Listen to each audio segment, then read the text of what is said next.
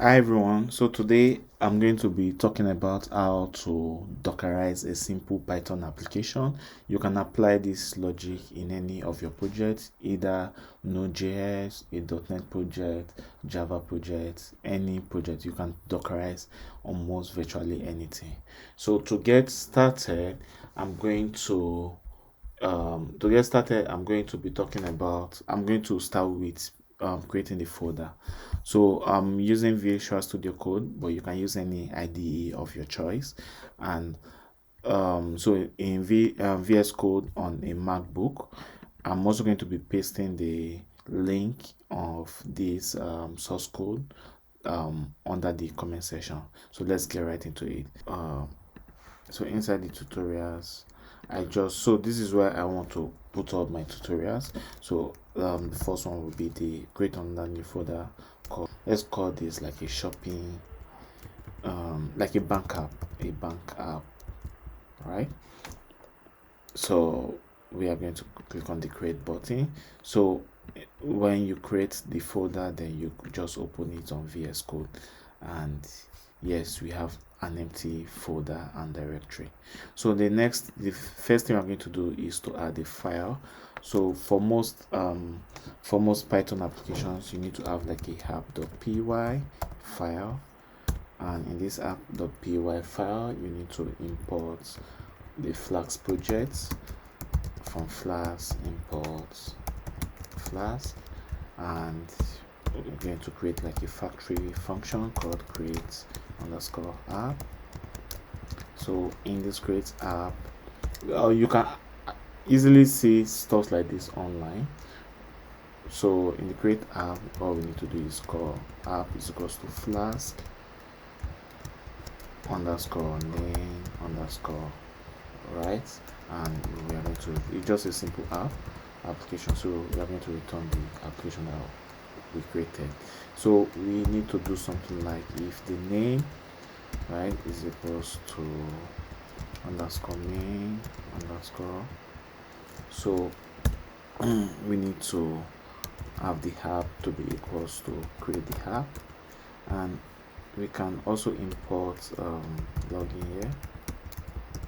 All right, and once that is imported, so we can define the port where we want the app to be, and we want the app to run on port 5000, and you can then say app.run. So in the app.run, so this takes in like a host.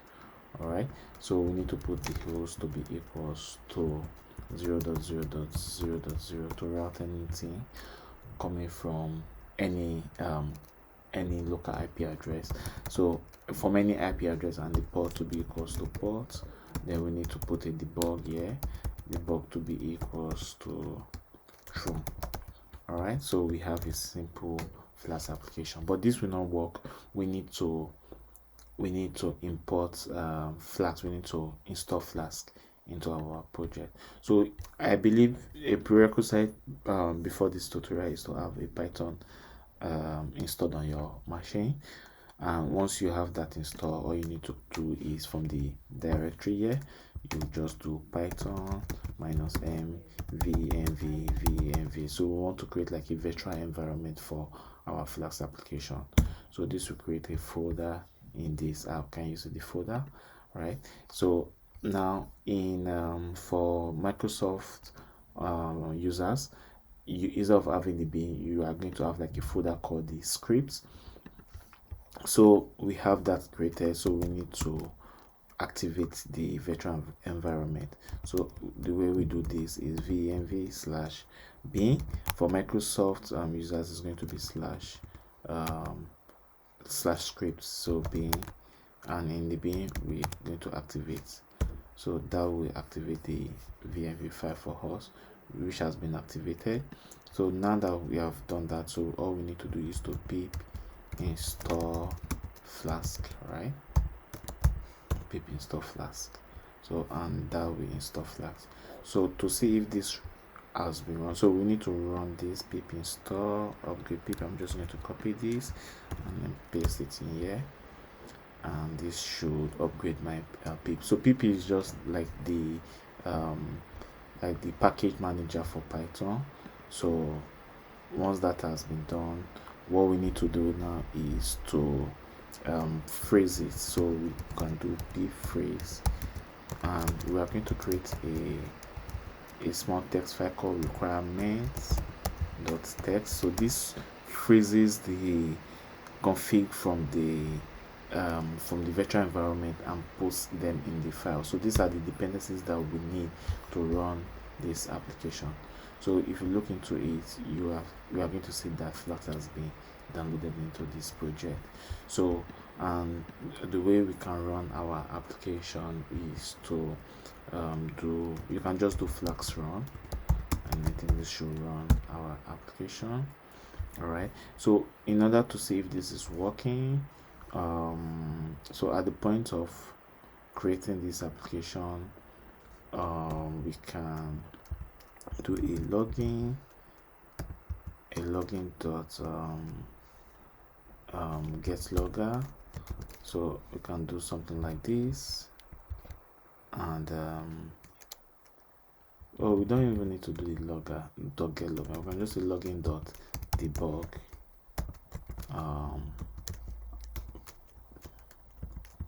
application has started running. So now what we can do is we need to check it. So it's running on port 5000. So we need to do localhost 5000. I'm not sure this will work because I have an issue with my localhost 5000 on this port. So let's quickly change the port from 5000. So we can do that by doing Flask run ports to be equals to, let's just say 8000, right? So our localhost is running on port 8000, so we can do the 8000 now, and so this is actually working, and it is working. So how can we check if this is working? So we need to create like a route function and route our application. So what we can do here is, before returning the app, we can create a function called @app, right? Sorry. So we can create a function called @app.route. So when you route on the slash, right, we create like a, so this will be like a decorator on our function. You can say home, and in the home we are going to return hello world. So Flask asks like a function called I think JSONify. So we need to import JSONify, yeah. So we can say JSONify, right? The request code, we can call this message, and in our message we say hello world, right? So we need to put this in the, so we have done that. So this is not working, so I'm going to teach you how to, so we need to just stop it and we run it, and this should give us the hello world message now. So let me pause the video. We have the hello world message now. Message means hello world. So this is what, so you can actually change it to hello mic or anything, and so it's not going to reload. So let's just work on the reload properties of this. So to do that, we need to run Flask run app and do debug to be equals to true. I don't know how Flask does this. We can quickly check the how to run a debug, how to use Flask run for debugging in debug mode, right? So it says we should use this to enable debug mode hyphen debug. So it just hyphen debug. So that's all. So hyphen debug. So we're going to run it again, and now when you change this to so let's change it. Let's come in here and do and refresh. So we have the hello mic. So let's change it to I word. Alright, so you can see it's reloading. So this will, if you refresh this will definitely change to I word.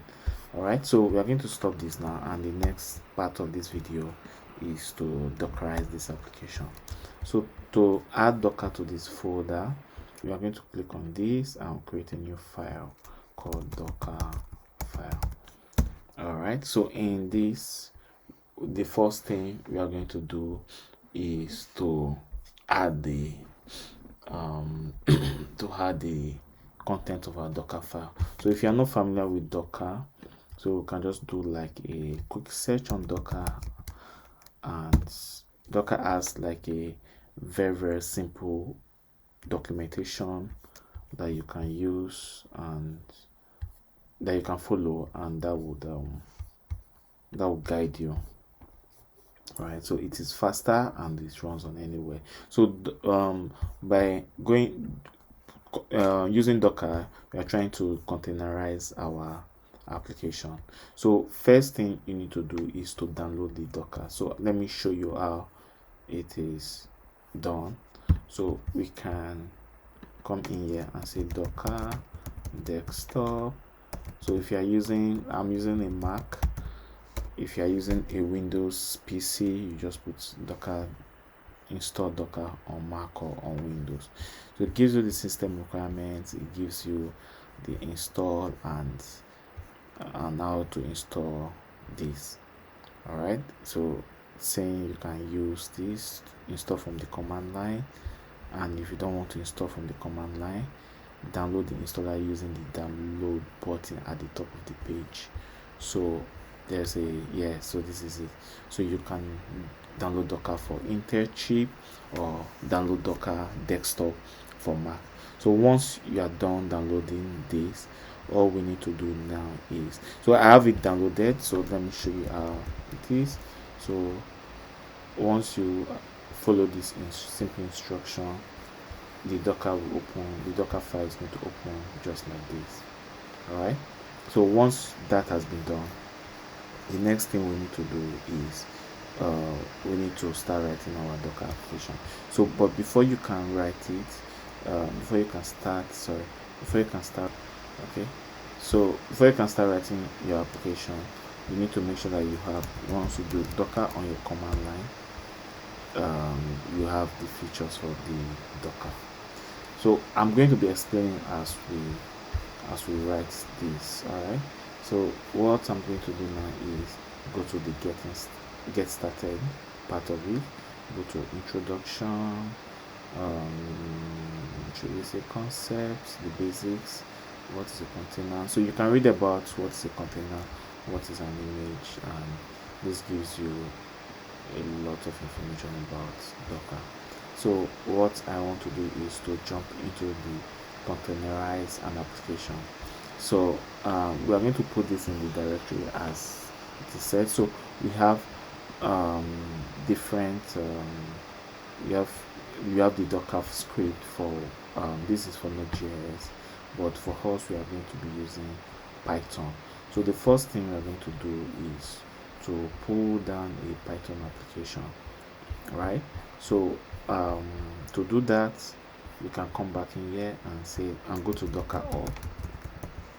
So Docker Hub has like Python applications, images. So the image is just like the installation file, but it only runs inside Docker. So we can do Python, and this should pull out the image for Python. Alright, so we can use the latest Python. So we can use any of these, Containerize, right? So this will pull the image from in Python 3 and use the recent the latest version from this. So first thing we need to do is to create a directory, right? So and that is what was done here. So we say work directory. In the work directory we can say it's going to be an application. So in that, so we copy everything from this particular file. So this is going to copy this into this work directory. So this is like creating the directory, and the dot is like entering into that directory. So using copy dot that copies the command, and we need to expose the ports for this to work. Expose maybe port 7001. All right, and once that is done, then we need to run the application. So the way we are going to run it is just the same command we used there. We have a requirement.txt. We need to tell Docker to install Flask from this text file here. We need to tell Docker to do this. So what a lot of people usually do is they try to, because of the caching, they try to copy everything from requirements.txt first into the application, and once that is done, then they run. There's a command called run. I don't know if it's here, but you can check that out later. So there's a command called run. So we need to run pip install from -read the requirements.txt. So this will install Flask from the requirements.txt folder. All right, and I think from here we are good to go. So in order to run Docker, so we can check Docker images. So this will let us see the available images we have on this Docker image. So I think we have one called the bank app. I'm just going to delete this. So I always did -first to do that. So remove -first, then the bank app. So that has deleted the bank app. So you can see Docker images. So before we run our application, we need to check it. So this, we have stopped the application, so it's no longer going to work on 8000, but we want it to run on 7001, right? So you can see there's nothing running now at this point. So what we need to do is to build an image. So to build an image, it uses this to build an image. All right, so we say docker build -t. So we are tagging the image, and we can give it the bank app, this time without a hyphen, and we want it to build everything in this particular folder using dot. So this is the command for building an image. So you can see what Docker is trying to do is it's loading the definition from the Docker file, which is what we have here, and it's actually checking the docker ignore. So Docker, you can have like an ignore file. So but the most important thing is we are on step 3, which is 1 2 3, which is to copy requirements.txt, and it runs the pip install -r. So it's running Flask from the requirements.txt. So we need to wait a little bit for this to build. So once that is done, so the first time you are building, it takes time because it's actually going to run these steps, and it's also going to pull the Python that is needed for this image to run. So the way it does this is, you can see it's pulling the Python here, which is the first step on this. So Python 3, it's using like a SHA map to do that. So once that is done, it goes to 4, which runs the pip install this. Once that is done, copy copies of the files and it exports the image. So write an image. So we have an image here that has been created, and it tags it using the bank app. So what we need to do now is to check Docker images. All right, so we should see our backup here, which is what we just did here. So it's actually the latest. We have the image ID, and it was created, and it has a size of 1.2.1. Always try to tag your image when you are using Docker. Otherwise, you're just going to be having some none here, which might make it difficult for you to delete it. So let's go to the application that is running. So, but please, for you to run this, you need to make sure that this Docker file, so the Docker desktop is up and running. So once it's up and running, you are going to see an image in here.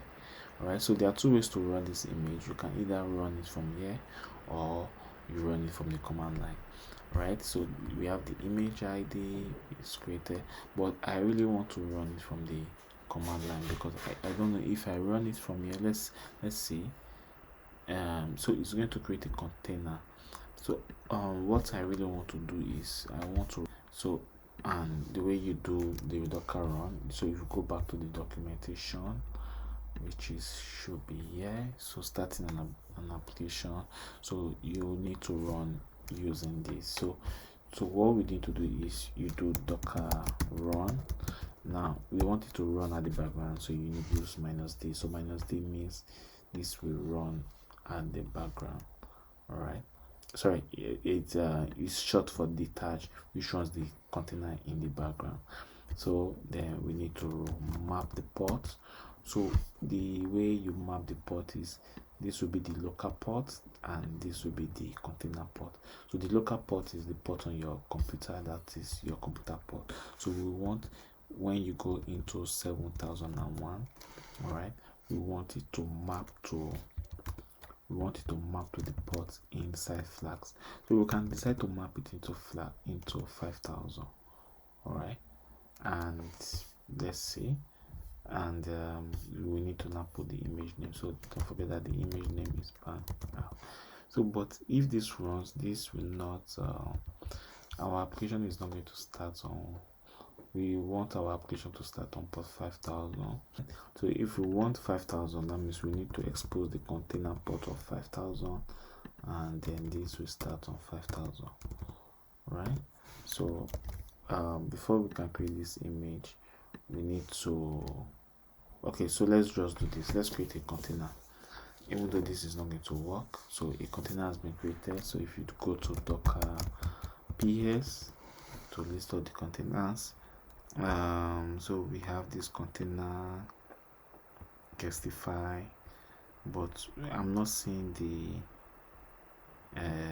container for the backup. So let's go into the desktop, Docker desktop, and let's go to Containers app. So we should see something for the backup. So we are not seeing that. I don't know if this runs successfully.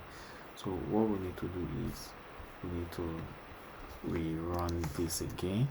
So I'm going to build this again using the previous command I did, because so whenever you make changes to this Docker file, you need to do a rebuild. So this has been built, and then we need to run the app again. So 5000 to run on port 5000, and we have a container called this.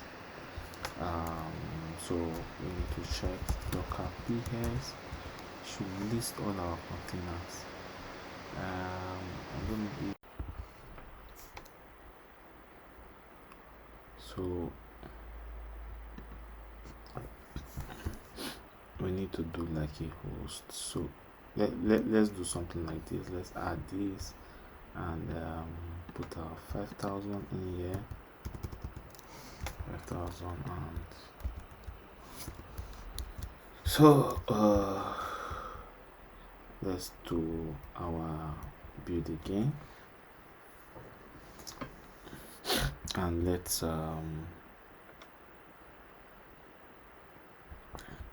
run the backup again. Let's do the Docker ps so is it up and running?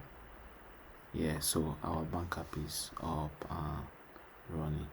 So it's actually called the Focus Swansea. So let's do the Docker PS without this and see. So we have our bank app is running now. So now if we go into into this and click on look at 7,000 now you can see that this works. So our app is running with Docker, and so Docker has a lot of implementation. So we are still going to, as we go into this course, we are going to dive more into this, into Docker. We are going to learn how to use Docker Compose, how to add more images that we need for, or dependencies for our application. So you can still read more about this. And we did not tag our, so we added the image. Yeah, so to stop the container, so you use the container docker stop container id, and to start the app. So you can read more on this to get a feel of what Docker is, right? And so the whole essence of using Docker to containerize your application is to allow you to run all your dependencies in a container, have all your dependencies in a container. So this application is no longer running on our this application is no longer running all locally, but it is running inside Docker container, and the container is what is running on our local PC. So you can take this container and take it to the cloud, all right, and all your dependencies is still going to work as normal, right? So that is it. So if you come in here, you can see that the Docker app, which is what we call the Focus Swansea, because it gives it a name. So if you use, so we are going to stop this now. Docker, so we can say Docker PS. All right, so this gives it to us. So this is the container ID. So we're going to say Docker stop this, and if you do Docker PS again, so you can see that the app has been stopped, so it's no longer showing in here, right? So you can do Docker PS -a to confirm, and so we are going to create the Docker container with a name now. So you can put a name for this Docker application. So name to be equals to bank app, and the image is the bank app. All right, so if you now do Docker PS again, sorry, let's just do Docker PS, and you have it up and running. If we refresh, if we refresh this, so we have the application running. So I'm not sure, let us try to change something. I'm not sure this is going to work. So call this hello world. So this will not work because, let's refresh. So it's not going to work because we are not these files have been copied into the container, right? And we are not doing like a source mapping between this file and this other file. So in the next video, I'm going to be talking about how to run your Python application in debug mode, and which is going to have the reload option. So because we need to find a way to map the application locally, the source code locally, to the source code on Docker locally, so that way our application is going to run. Do not forget to like, subscribe, and share this video. Thank you guys.